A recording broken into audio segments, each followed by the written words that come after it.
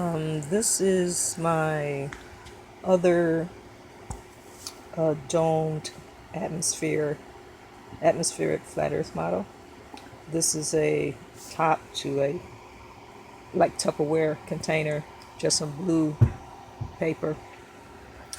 This is foil like a pie pan, and a plastic plate, and the top of another plastic container on top. The white rim is the Antarctic barrier.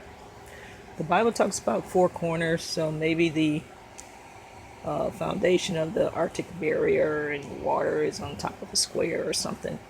And perhaps the pillars, the rock and water sub points that we have gotten to, the 8 miles, plus the fiery, somewhere down here there's a fiery section.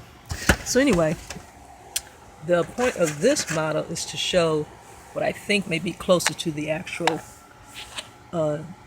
ratio of height to circumference. Eric Dubé said that they measured the sun through using I forget the instrument, but using trigonometry, the height, the rays, the point of the apex point where the sun is location to hold on.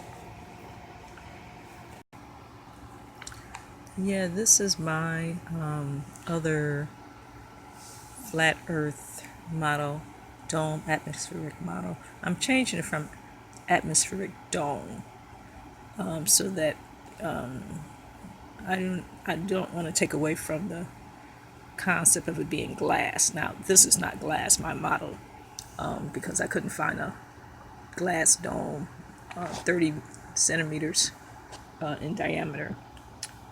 So the point of this dome atmospheric flat earth model is the ratio of height to circumference. This is about 5 centimeters height to a 30 centimeter diameter. And it's about 5% ratio. So the height is about 5% of the circumference.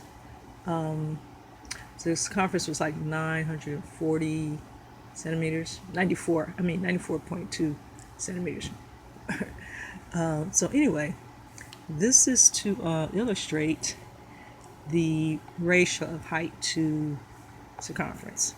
So imagine it being a glass dome instead of an aluminum pie and a plastic to another plastic container. And you can imagine the white rim being the Antarctica barrier. I'm going to lift this up. There's the ocean. Imagine the continents in there, layered in there. Again, this was to illustrate more of the height to circumference ratio, how flat it probably is. And this is based on Eric Dubé's calculations that the sun is about 3,100 miles up. He didn't mention if it was at the Tropic of Cancer or the midpoint or the Tropic of Capricorn. I just presumed that it was the Tropic of Cancer, the height of the sun's orbit. Then I had to estimate what the rest of the height of the dome would be in that situation. And so I just did some, calculations, and it was like, I kind of used the ratio of the Great Pyramid height to the apothem. I think they call it apothm.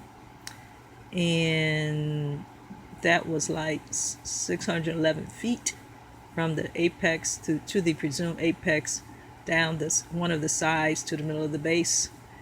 And compared that to the height, which is considered 481 feet. And so I just did a little subtraction and got the percentage of what that difference was. And to calculate the rest of the height of a presumed dome, if the sun's highest orbit is at 3,100 miles, then I just calculated that the presumed dome would be about 22% higher based on the ratio of the height of the Great Pyramid to its apothem, which is 611 feet, and the percentage of the ratio I think was 22%. So 22% of 3,100 is, oh my goodness, what was it? It came to, let's see, 3,100, 689, I do believe, 689, something like that. So it came to like 3,769 was my estimated height in terms of the actual dome to the circumference. So in the circumference, because Eric Dubé said it explored did document 69,000 miles, and I just kind of decided that the circumference of the Earth is sectioned in 36 rings like a spiral for 360 degrees, and each degree would be 2,000 miles apart. Each ring would be 2,000 miles apart, and that came to 72,000 miles in the outer ring circumference. So that gave me about 5%. So if the height is about 3,769 miles, based on Eric Dubé's documentation of an explorer going 69,000 miles, I'm assuming he didn't go right up to the edge. So I think 72,000 miles might be a realistic circumference for our Earth. So that's what this is about. And the square, you can see the square is because the Bible talks about God picking up the earth by its corners and shaking it to its foundations. And this is representing this little brown box is representing the pillars that the Bible talks about the earth is on top of. And it also represents the water, subterranean water and rock level, plus the lava, level that are probably underneath there.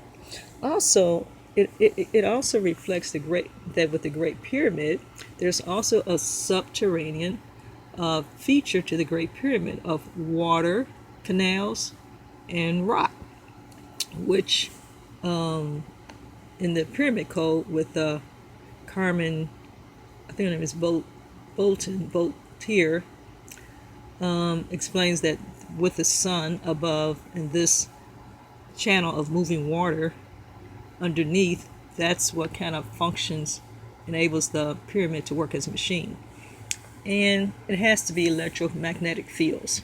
That's what's in the air, that's what everything is made of, that's what everything makes.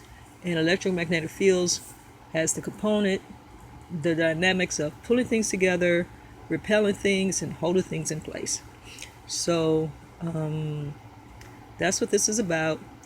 And I think I showed you. So there's the ocean. I didn't show the continents in this one. Like I said, it was more about the ratio of the height to the circumference. And today is October 21st, 2017. The time is 8:07. Today is Saturday. And I think that's it for now. This is Terry McCurdy signing off.